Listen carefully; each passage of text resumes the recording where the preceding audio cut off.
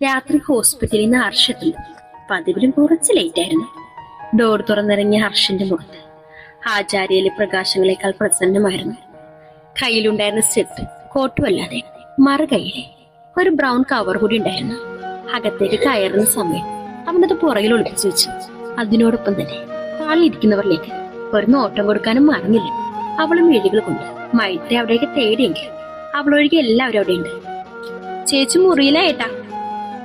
അവന്റെ നോട്ടം കണ്ടപ്പോ മയൊരൽപ്പം കുസൃതിയോടെ അവനെ നോക്കി പറഞ്ഞു. ഹർഷ അവളെ നോക്കി നാക്ക് കടിച്ചുകൊണ്ട് മുകളിലേക്ക് സ്റ്റെപ്പ് കയറി.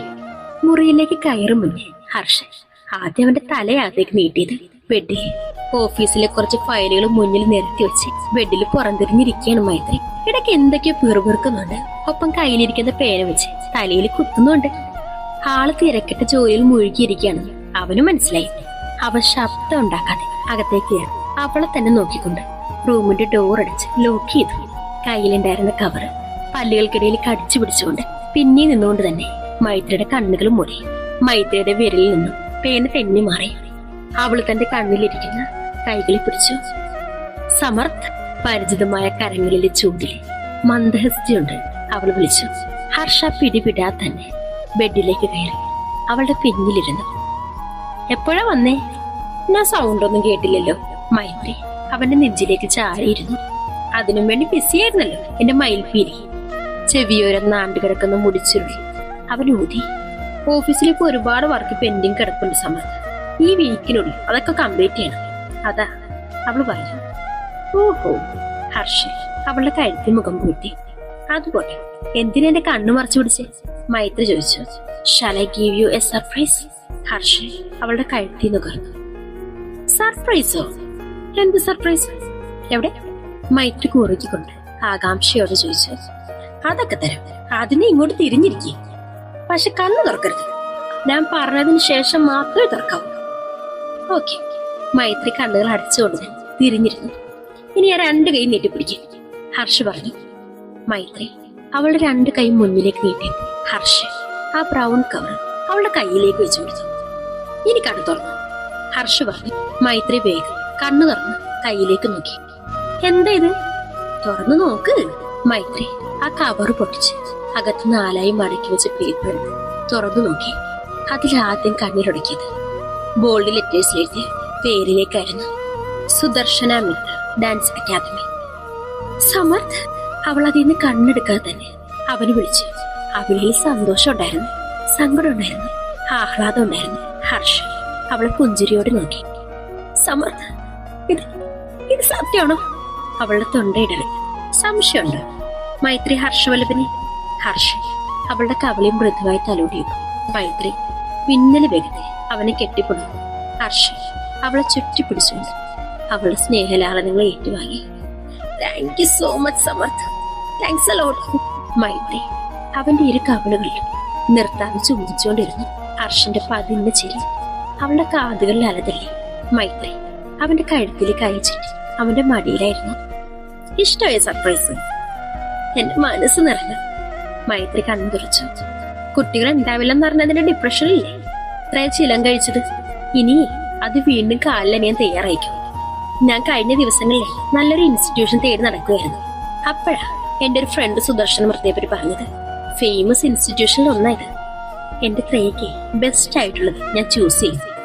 ഇന്ന് തന്നെ ഓടിപ്പോയി നിനക്കൊരു അഡ്മിഷൻ എടുത്തു. ഞാൻ അന്ന് പറഞ്ഞ നിനക്ക് ഓർമ്മയില്ലേ? നീ ഒരു മൾട്ടി ടാലന്റഡ് ത്രയ. പാതി വഴിയിൽ നിർത്തിവെക്കാനുള്ളതല്ല നിന്റെ സ്കിൽസ്. എന്റെ ത്രയ എന്റെ കയ്യിൽ വരുന്നതിന് മുന്നേ എങ്ങനെയായിരുന്നു അങ്ങനെ തന്നെ മതി. ഹർഷ അവളുടെ നെറ്റിയിൽ നെറ്റുമുട്ടിച്ചു. മൈത്രി അവന്റെ ചെവിക്ക് പിന്നിലെ കഴുത്തെ തലോടി അവനെ പറ്റിച്ചേർന്നു. ഏറെ സ്നേഹത്തോടെ പ്രണയത്തോടെ. Why do you love me so much?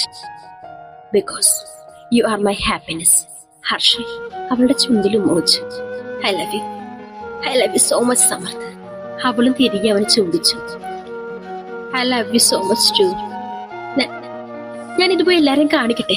കയ്യിലിരുന്ന പേപ്പർ നോക്കി മൈത്രി വളരെ ഉത്സാഹത്തോടെ ചോദിച്ചു. ഓടിച്ചല്ലേ? അവൻ അവളിൽ പിടി അയച്ചു. മൈത്രി അവന്റെ മടിയിൽ നിന്ന് ചാടി നിലത്തിറങ്ങിക്കൊണ്ട് ഡോർ തുറന്ന് പുറത്തേക്ക് പോയി. അവളുടെ ചിരികൾക്കൊപ്പം ആ പാദസ്വരത്തിന്റെ കിലുക്കും താഴേക്ക് മാഞ്ഞു പോയി. ഹർഷ തലയൊന്ന് കുടഞ്ഞുകൊണ്ട് ചിരിച്ചു. ഗ്ലാസ് കൗണ്ടറിൽ നിറഞ്ഞിരിക്കുന്ന പലതരം പേസ്ട്രിയിലേക്കും കേക്സിലേക്കും ശങ്കയോട് നോക്കി നിൽക്കുകയാണ് മൈ. അവളുടെ തൊട്ടരികിൽ അക്ഷമനായ യാഷു വെറുതെ ഇരിക്കുന്ന സമയത്താ പെട്ടെന്ന് അവളൊന്ന് പറയുന്നത് അവൾക്ക് പേസ്ട്രി കഴിക്കാൻ പോയി തോന്നുന്നു. ആദ്യം പറ്റില്ലെന്ന് അവളെ ദേഷ്യം പിടിപ്പിക്കാൻ പറഞ്ഞെങ്കിലും പിന്നെ പാവം തോന്നി അവൻ അവളെ കൊണ്ട് ഇറങ്ങിയായിരുന്നു. മുമ്പ് രണ്ടുപേരും ഒരുമിച്ച് നാട്ടിലുണ്ടാവുന്ന സമയത്ത് ഇരുവരുടെയും സെയിം സ്പോട്ടായിരുന്നു കഫയിലേക്കാണ് മൈ ആശയെ കൂട്ടിക്കൊണ്ടുവന്നത്. കഫയിൽ നിൽക്കുന്ന സ്റ്റാഫുകൾക്ക് അവരെ കണ്ട് പരിചയമുണ്ട്. എന്നാലും കുറച്ച് നാളുകൾക്ക് ശേഷമാണ് ഇരുവരെ ഒരുമിച്ച് കാണുന്നത്. മാത്രമല്ല മയുടെ ബേബി ബമ്മി നെറുകയിലെ സിന്ദൂരം മഗ്നസൂത്രയിലേക്ക് അവരുടെ ശ്രദ്ധ ആകർഷിക്കുന്നുണ്ടായിരുന്നു. മാം, അവളുടെ ഓർഡർ കിട്ടാൻ വേണ്ടി കാത്തു നിൽക്കുന്ന ലേഡി സ്റ്റാഫ് അവളെ വിളിച്ചു. അപ്പോൾ സൂക്ഷ്മ നിരീക്ഷണത്തിലായിരുന്നു അവൾ. മുഖം ഉയർത്തി നോക്കി. 1 strawberry shortcrust, 1 mango pastry and 1 iced coffee. Oops, 1 second. വേണ്ടതെല്ലാം പറഞ്ഞുകൊണ്ടിരിക്കും. മൈ പെട്ടെന്ന് നിർത്തി യാഷിനെ നോക്കി. നിനക്കെന്താ പറയേണ്ടത്? അവൾ അല്പം ചാള്യതയോടെ ചോദിച്ചു. യാഷാണ്. അപ്പോഴെങ്കിലും തന്നോട് ചോദിക്കാൻ തോന്നിയല്ലോ എന്നൊരു ഭാവത്തിൽ നിന്ന്. സെയിം. അവൻ അവളെ തന്നെ നോക്കി കണ്ണ് കാണിച്ചോണ്ട് അവൾ പറഞ്ഞത് തന്നെ മതിയെന്നും പറഞ്ഞു. Sorry, 2 iced coffee. അവള് തിരുത്തി പറഞ്ഞു. കൗണ്ടറിൽ നിന്നിരുന്ന പെൺകുട്ടി അവളുടെ ഓർഡർ എടുത്തിട്ട് പോയി. മയ്യും യാഷും ഗ്ലാസ് വ്യൂ പോയിന്റിലേക്ക് ചെന്ന് അഭിമുഖമായിരുന്നു. മയ്യ ഇരു കൈമുട്ടും ടേബിളിൽ ഊന്നി വെച്ച് അതിൽ താടി കുത്തി യാഷിനെ നോക്കി. മൊബൈൽ ക്യാമറയിൽ നോക്കി. അവന്റെ വലസമായി കിടക്കുന്ന മുടിയെല്ലാം ഒതുക്കി വയ്ക്കുകയായിരുന്നു യാഷ്. നോക്കി നിന്ന് നോട്ടമെടുക്കാൻ തോന്നാത്ത അവന്റെ മുഖത്തേക്ക് മയ്യമ പെട്ടാതെ നോക്കിയിരിക്കുമ്പോഴാണ് അവരുടെ ഓർഡർ മുന്നിലേക്ക് എത്തിയത്. യാഷിന് അവൻ പറഞ്ഞ ഐസ്ഡ് കോഫി മാത്രമേ ഉണ്ടായിരുന്നുള്ളൂ. ബാക്കിയെല്ലാം അവൻ മൈക്ക് മുന്നിലേക്ക് നീക്കി വെച്ചു. പേസ്റ്റ് കണ്ട പിന്നെ മൈ പൊട്ടിയൊരു പട്ടം പോലെ നിമിഷ നേരം കൊണ്ടായിരിക്കും പ്ലേറ്റ് കാലിയാക്കുന്നത്. സ്ട്രോയിലൂടെ കോഫി സിപ്പ് ചെയ്യുമ്പോൾ യാഷിന്റെ കണ്ണുകൾ മയിലായിരുന്നു. അത്രയും കൊതിയോടെയാണ് അവൾ ഓരോ ഫോർക്ക് ഉപയോഗിച്ച് കഴിക്കുന്നത്. ബോക്സിലിരുന്ന ടിഷ്യൂ എടുത്ത് ചുണ്ടിനെ കീഴി പറ്റിയ ഐസ്ക്രീം തുറച്ച് കഴിയുമ്പോഴാണ് ഡോർ വഴി അകത്തേക്ക് വരുന്നത് നക്ഷത്രയുമായി കാണുന്നത്. ദേ നക്ഷത്ര, മൈ വിരൽ ചോട്ടി അവളെ യാഷിനെ കാണിച്ചു കൊടുത്തു. നക്ഷത്ര എന്ന് കേട്ടത് എവിടെ എന്നൊരു ഭാവത്തോടെ യാഷ് വേഗം തിരിഞ്ഞു നോക്കി. കൗണ്ടറിൽ മറ്റു 2-3 പെൺകുട്ടികൾക്കൊപ്പം നിന്നിരുന്ന നക്ഷത്രയും പെട്ടെന്ന് അവർ കണ്ടിരുന്നു. അവള് സർപ്രൈസ് ആയതുപോലെ യാഷിനെയും മയ്യെ നോക്കി. പിന്നെ ഫ്രണ്ട്സിനോട് എന്തോ പറഞ്ഞിട്ട് അവൾ അവരുടെ അടുത്തേക്ക് വന്നു. യാഷ് കോഫി ടേബിളിൽ തിരികെ വെച്ച് എഴുന്നേറ്റു. ഹേ നച്ചു! നക്ഷത്രയുടെ കയ്യെ പിടിച്ചുകൊണ്ട് അവളെ കണ്ട സന്തോഷത്തിന് യാഷ് അവളെ ഹാഗ് ചെയ്തു. നക്ഷത്ര ഒന്ന് പതറിക്കൊണ്ട് അവന്റെ മുതുകിൽ കൈവച്ചു മയ്യെ നോക്കി. എന്നാ മയ്യ ആ ദൃശ്യത്തിലേക്ക് പുഞ്ചിരോട് നോക്കിയാണ് ചെയ്തത്. നക്ഷത്ര ആശ്വാസത്തോടെ യാഷിൽ നിന്നും അകന്നു മാറി. നിന്നെ ഇവിടെ ഒട്ടും പ്രതീക്ഷിച്ചില്ല. നക്ഷത്രയുടെ വിരലിൽ കോർത്തു പിടിച്ചിരിക്കുന്നു. യാഷിന്റെ കൈകളിലേക്ക് നോക്കുമ്പോൾ മയ്യുടെ മനസ്സ് കുലശിതമായി. അത്രയും നേരം മധുരം കിരിഞ്ഞിരുന്ന അവളുടെ നാവിൽ കൈപ്പ് ചവർക്കാൻ തുടങ്ങി. നിങ്ങളെ ഞാനും പ്രതീക്ഷിച്ചില്ല. നക്ഷത്ര മയ്യെ നോക്കി ചിരിച്ചു. ദേ ഇരിക്കുന്നു. പ്രഗ്നന്റ് ആയി പോയില്ലേ? എന്തെങ്കിലും ആഗ്രഹം സാധിച്ചു കൊടുത്തില്ലെങ്കിലേ പിന്നെ അത് മതി പ്രതിഷേധം തുടങ്ങാൻ. മയ്യെ നോക്കി ഗൗരവത്തോടെയാ യാഷ് പറഞ്ഞത്. That's your duty. നക്ഷത്ര അവന്റെ തോളിൽ അടിച്ചു അവനെ ഓർപ്പിച്ചു. എന്റെ ഡ്യൂട്ടി അവിടെ നിൽക്കട്ടെ, നിനക്കെന്ത് ഡ്യൂട്ടിയില്ലേ? യാഷ് ചോദിച്ചു. ഇന്ന് എനിക്ക് നൈറ്റാണ് യാഷ്. നക്ഷത്ര മറുപടി പറഞ്ഞു. Okay, can you join with us? അവരുടെ ടേബിളിലേക്ക് കൈ കാണിച്ചു യാഷ് ചോദിച്ചു. ഇല്ലടാ, എനിക്ക് ഉടനെ പോണം. ദേ അതൊക്കെ എന്റെ ഫ്രണ്ട്സാ. ഒരുത്തിയുടെ ബർത്ത്ഡേ ആണെന്ന് ഇവിടെ ഒരു കേക്ക് ഓർഡർ ചെയ്തിരുന്നു. അത് റിസീവ് ചെയ്യാൻ വേണ്ടി വന്നതാ. ചെന്നിട്ട് വേറെ പണിയുണ്ട്. പിന്നിരിക്കലാ. നക്ഷത്ര സ്നേഹത്തോടെ നിരസിച്ചു. Okay, your wish. യാഷ് ജീൻസിന്റെ പോക്കറ്റിൽ കൈയിട്ടുകൊണ്ട് പറഞ്ഞു. Bye Yash, bye Mai. നക്ഷത്ര രണ്ടുപേരും പറഞ്ഞുകൊണ്ട് ഫ്രണ്ട്സിനൊപ്പം തിരികെ പോയി. അവൾ പോകുന്നത് നോക്കി നിൽക്കുന്ന യാഷിനെ കണ്ടു. അത്രയും നേരം ചുണ്ടിൽ തെളിഞ്ഞിരുന്ന പുഞ്ചിരി മയിൽ നിന്ന് അകന്നിരുന്നു. അവന്റെ മുഖത്ത് എന്തെങ്കിലും തരത്തിലുള്ള നഷ്ടബോധം ഉണ്ടോ ചെകയായിരുന്നു അവള്. യാഷ് തിരികെ വന്നിരുന്നു. കഴിക്കാതെ മറ്റെന്തോ ആലോചിച്ചിരിക്കുന്ന മയ്യെ കണ്ട് നെറ്റി ചുളിച്ചു. കഴിക്കുന്നില്ലേ? ടേബിളിൽ വിരൽ കൊണ്ട് തട്ടി ശബ്ദമുണ്ടായി. അവൻ ചോദിച്ചപ്പോ മൈ ചിന്തയിൽ നിന്ന് ഉണർന്ന് അവനെ നോക്കി. എനിക്ക് മതി, ബാക്കി പാഴ്സലേ. മൈ ഫോർക്ക് മാറ്റിവെച്ച് എഴുന്നേറ്റു. യാഷ് അവളെ സംശയത്തോടെ നോക്കി. അത്രയും ആഗ്രഹത്തോടെ കൊതിച്ചു വാങ്ങിയിട്ട് അവള് കഴിക്കാതെ പോകണമെങ്കിൽ എന്തെങ്കിലും ഒരു കൊനിഷ്ഠ ചിന്ത അവളെ പിടികൂടി കാണുമെന്ന് അവനും ഉറപ്പിച്ചിരുന്നു. നക്ഷത്രം വരുന്നത് വരെ ഒരു കുഴപ്പമില്ലാതിരുന്നത് പോയതിനു ശേഷം ഇങ്ങനെ സംഭവിക്കുന്നെങ്കിൽ നക്ഷത്രയാണ് അവളുടെ മനസ്സിലെന്ന് യാഷ് ഉറപ്പിച്ചു. ബാക്കി വന്ന പേസ്ട്രി പാഴ്സലാക്കി വാങ്ങിക്കൊണ്ട് യാഷും മൈ കാറിലേക്ക് കയറി. മൈ സീറ്റ് ബെൽറ്റ് ഇട്ടുകൊണ്ട് സീറ്റിലേക്ക് തല ചായച്ചു കിടന്നു. അവളെ നോക്കിക്കൊണ്ടാണ് യാഷ് കാർ സ്റ്റാർട്ട് ചെയ്തത്. മൈയുടെ മനസ്സിൽ നക്ഷത്ര യാഷ് ഹഗ് ചെയ്യുന്നതും അവളുടെ വിരലുകൾ കോർത്തു പിടിച്ചതും അവളോടൊപ്പമുണ്ട്. അവന്റെ സമീപനം ഒരു മായാചിത്രം പോലെ ഓടുകയായിരുന്നു. അവന്റെ ചിരിച്ചുകൊണ്ടുള്ള നോട്ടും സംസാരവുമില്ല ഒരിക്കൽ തന്റെ സ്വന്തമായിരുന്നു.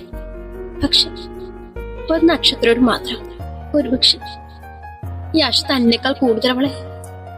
മയ്യയുടെ ചിന്തകൾ അതിരി കടന്നു. പെട്ടെന്നാണ് കാർ ബ്രേക്ക് ഇട്ട് നിന്നു.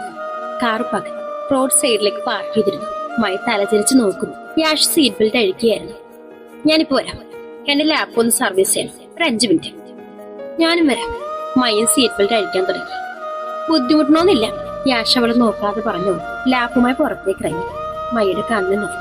അവൾ അത് കർച്ചീഫ് കൊണ്ട് തുടച്ചു മാറ്റി വീണ്ടും സീറ്റിലേക്ക് തല ചായച്ച് കണ്ണുകളടച്ചു. ലാപ്പ് സർവീസിൽ കൊടുത്ത് മൈ ഒറ്റ കാണുന്ന ചിന്തയോടെ. എന്നാ പറഞ്ഞതിലും 5 മിനിറ്റ് വൈകിയ യാഷ് പുറത്തേക്ക് ഇറങ്ങി വന്നത് ബിൽഡിങ്ങിന്റെ മുകളിൽ നിന്ന് നോക്കിയ താഴെ പാർക്ക് ചെയ്തിരിക്കുന്ന വാഹനങ്ങൾ കാണാം. സ്റ്റെപ്പ് ഇറങ്ങി വരുന്ന യാഷിന്റെ കണ്ണിന് പെട്ടെന്നായിരുന്നു ആ കാഴ്ച തെളിഞ്ഞത്. ദൂരെ നിന്ന് ലോഡുമായി വരുന്നൊരു ട്രക്ക് അവന്റെ കാറിന് ലക്ഷ്യം വെച്ച് മുന്നേക്ക് കുതിക്കുന്നു. അവന്റെ കാലുകൾ ആ വരവിൽ വിറച്ചു നിന്നു.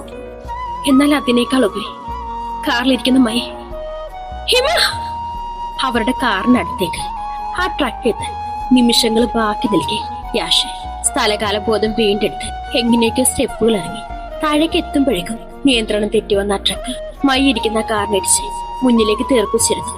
യാഷിന്റെ ശരീരവും മനസ്സും സകല ലോകവും ഒരുപോലെ നിശ്ചലമായി പോയ നിമിഷം കർണപടങ്ങൾ പൊട്ടിത്തെറിച്ച് പോകും വിധമുള്ള ശബ്ദത്തെ ചെവി രണ്ട് പൊത്തിപ്പിടിച്ച് യാഷ്.